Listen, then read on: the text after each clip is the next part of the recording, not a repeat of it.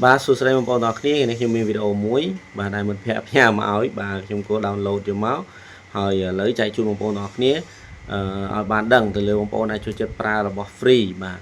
free license ណាទៅលើ Office ទៅលើ Windows អញ្ចឹងបងប្អូនមើលវីដេអូនេះចប់ថាតើគួរប្រើឬក៏យ៉ាងម៉េច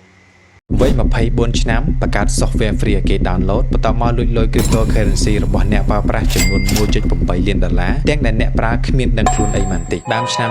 2020 pro ម្នាក់មកពីប្រទេសលុយទីអានីខ្ញុំឲ្យឈ្មោះគាត់ថា Leo ទៅចុះគាត់បានបង្កើត software free មួយឈ្មោះថា KSM Auto ដែលជាកម្មវិធី crack Windows license ដើម្បីប្រើប្រាស់ដោយឥតគិតថ្លៃនៅពេលដែលគាត់ដាក់ software ហ្នឹងនៅលើ website ឲ្យគេ download អ្នកដែលចូលទៅ download មានរហូតដល់ទៅ2 លានអ្នកជាងឯណោះហើយមែនកម្មវិធីហ្នឹងគឺវាbypass license Windows ឲ្យយើងប្រើប្រាស់ free ពិតមែនប៉ុន្តែនៅពេលដែលយើងដំឡើងកម្មវិធីនឹងនៅក្នុង computer របស់យើងហើយវានឹងដើរតួនាទីដូចជាជនបង្កប់ជា spy នៅក្នុង background computer របស់យើងហើយធ្វើការទាំងដែលយើងមិនដឹងខ្លួនសោះតែម្ដងហើយរបៀបដែល Leo hack យកលុយគេហ្នឹងគឺចេះនៅពេលដែលជនរងគ្រោះចង់ផ្ញើលុយទៅកាន់អ្នកណាម្នាក់គាត់ត្រូវការមានអាស័យដ្ឋាន crypto wallet ហ្នឹងដើម្បីយកមកដាក់នៅកន្លែង receive អញ្ចឹង crypto wallet ហ្នឹងគឺវាប្រៀបបានទៅនឹងកុងធនាគាររបស់យើងឬក៏លេខទូរស័ព្ទរបស់យើងប៉ុន្តែតោះនៅត្រង់ថាអាស័យដ្ឋាន wallet cryptocurrencyគឺវាមានអក្សរមានលេខអញ្ញៃច្រើនណាស់យើងអាចចាំបានទេគឺមានតែយើង save វាទុកកន្លែងណាមួយបន្ទាប់មកយើង copy យកមកផាសចូលតែម្ដងអញ្ចឹងនៅពេលដែលជនរងគ្រោះទៅ copy អាស័យដ្ឋានដែលគាត់ចង់ផ្ញើលុយទៅហ្នឹង KSM Auto វានឹងប្រើវិធី attack មួយដែលគេហៅថា Clipper malware តែវានឹងទៅលួចបដូរអាស័យដ្ឋានដែល copy ហ្នឹងពេលដែលយើង copy ហ្នឹងវាបដូរអាស័យដ្ឋានដើមទៅជាអាស័យដ្ឋានរបស់ hacker របស់ Leo ហ្នឹងវិញដូច្នេះនៅពេលដែលជនរងគ្រោះទៅផាសចូលកន្លែងគាត់ដាក់ផ្ញើទៅហ្នឹងហើយដាក់ចំនួនលុយចុចផ្ញើទៅលុយគឺដាក់ថាចូលធម្មតាប៉ុន្តែជាក់ស្ដែងទៅលុយពិតប្រាកដមិនបានចូលទៅកាន់ account ដែលគាត់ចង់ផ្ញើនឹងទេបែរជាចូលទៅកាន់កាបូបលុយរបស់ Leo ទៅវិញបើគិតត្រឹមឆ្នាំ2020ដល់2023ចំនួនដែល Leo បានស្ទាក់ចាប់ wallet របស់គេនឹងមានចំនួនរហូតដល់ទៅ3100 wallet ដែលសរុបជាចំនួនទឹកប្រាក់គឺ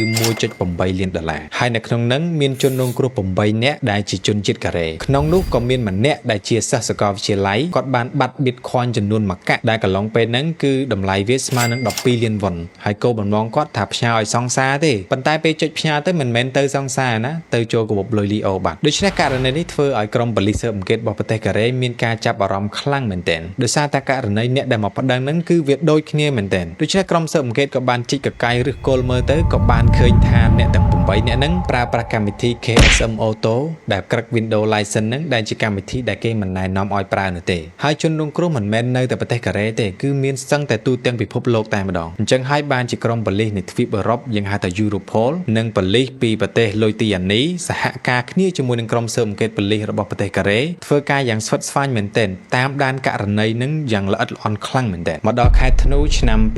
2024 Leo hacker នឹងគឺបានបង្កើតកំហុសទូចមួយមែនទែនធ្វើឲ្យក្រុមស៊ើបអង្កេតចាប់កំហុសនឹងបានហើយក៏បានស្វែងរកឃើញទីតាំងរបស់ Leo ស្នាក់នៅក៏បានបញ្ជូនប៉ូលីសទៅឃាត់ខ្លួន Leo នៅនឹងកន្លែងតែម្ដងហើយក៏បានចាប់បានទូរស័ព្ទចំនួន22គ្រឿងប្រហែល3អេក្រង់ខ្ទេចអីក៏មិនដឹងដែរចាប់បាន laptop ហើយនឹង hard drive មួយចំនួនទៀតហើយសំណុំរឿងហ្នឹងក៏បានសាររើទៅកាត់ក្តីនៅឯទីក្រុងសេអ៊ូលប្រទេសកូរ៉េនោះសាច់រឿងមួយនេះជារឿងពិតហើយក៏វាជាមេរៀនមួយដាស់តឿនមកកាន់យើងទាំងអស់គ្នាដែរជាពិសេសអ្នកដែលចូលចិត្តប្រើកម្មវិធី crack version free ហ្នឹងបើអត់បានគួរតែកុំប្រើអីមានលុយតិចតួចទិញគេប្រើបដ ாய் ទៅព្រោះកម្មវិធី crack ទាំងអស់ហ្នឹងបើសិនយើងមិនស្គាល់ប្រភពច្បាស់លាស់មិនស្គាល់ website មិនស្គាល់ developer របស់គេគឺវាមានហានិភ័យខ្ពស់មែនទែនប្រយ័ត្នពេលបើកកុំព្យូទ័រចោលមិនបានធ្វើអីផងម៉ៅរត់ពេញអេក្រង់អ្នកដែលធ្លាប់ប្រើ KSM Auto ហ្នឹងមានអត់ comment នៅខាងក្រោមហ្នឹងផង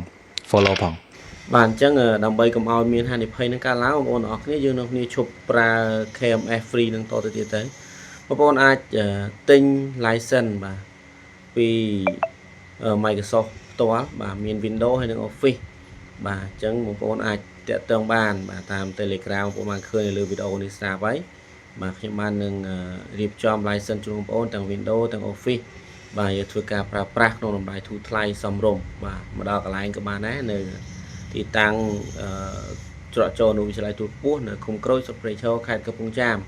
បាទអាចតាក់ទងបានប៉ុណ្ណាបាទធូរថ្លៃបាទចាប់ផ្ដើមពីបងប្អូនមើលវីដេអូនេះហើយគួរតែមានការប្រុងប្រយ័ត្ន